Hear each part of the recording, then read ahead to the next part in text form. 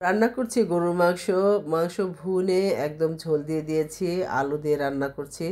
গরুর মাংস আলু না দিলে আমার ছেলে তো একদমই বলবে আলু দাওনি, আলু দাওনি। আসলে আলু খুবই পছন্দ।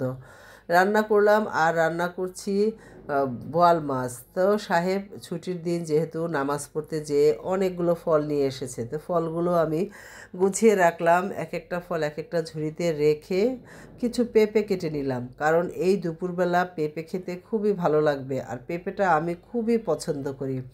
আর পেঁপেগুলো কেটে দেখি খুবই সুন্দর ছিল, একদম নরম সফট আর মিষ্টি, ভালোই লাগলো খেতে।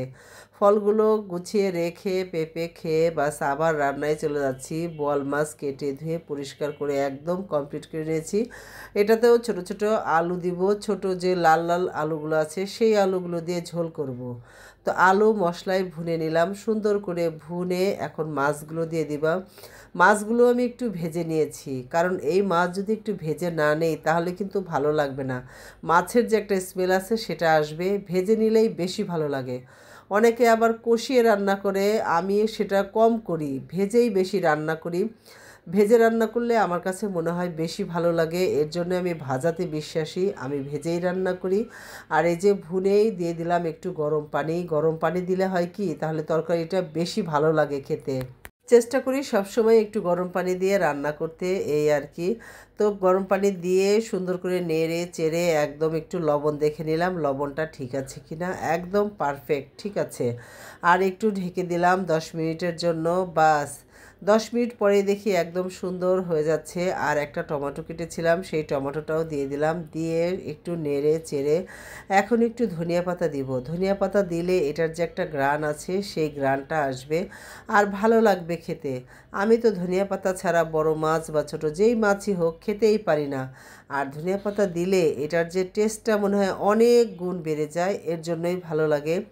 বাস রান্নাবান্না শেষ, খাওয়া দাওয়া শেষ। আমি তারপরে বেরিয়ে পড়েছিলাম বলতে আমার ছোট ননদ ফোন দিয়েছিল। ওর মানে ভাসুরের মেয়ে আর কি অসুস্থ, তাই গেলাম তাকে হসপিটালে। এই যে আমাদের এই মিরপুরে 10 নম্বরেই হসপিটালটা ছিল, সেখানেই চলে গিয়েছিলাম। রাত তখন অনেক অনেক বলতে প্রায় 11:30-12টা বাজবে ওই সময়। তো গেলাম, যে রুগীকে দেখলাম, দেখেই চলে আসছিলাম। আর এই যে দেখেন এত ভিড় ছিল আজকে। যখন গিয়েছিলাম তখন মেট্রো রেলে অনেক মানুষ, একদম গাদাগাদি করে অনেক ভিড় ছিল। আর এই যে এই ফুটেজটা, এটা হলো লিজার ছাদ বাগান, ওর বাগানে ঘরে এত ফুল এত সুন্দর। আর এই যে স্ট্রবেরি লাগিয়েছে অনেক সুন্দর যত্ন সহকারে। এটা অবশ্য কয়েকদিন আগের ভিডিও, এখনের পরিস্থিতি আবার যখন যাব আপনাদেরকে অবশ্যই জানাবো। ভালো থাকবেন, আল্লাহ হাফেজ, আসসালামু আলাইকুম, সবাইকে অনেক ধন্যবাদ।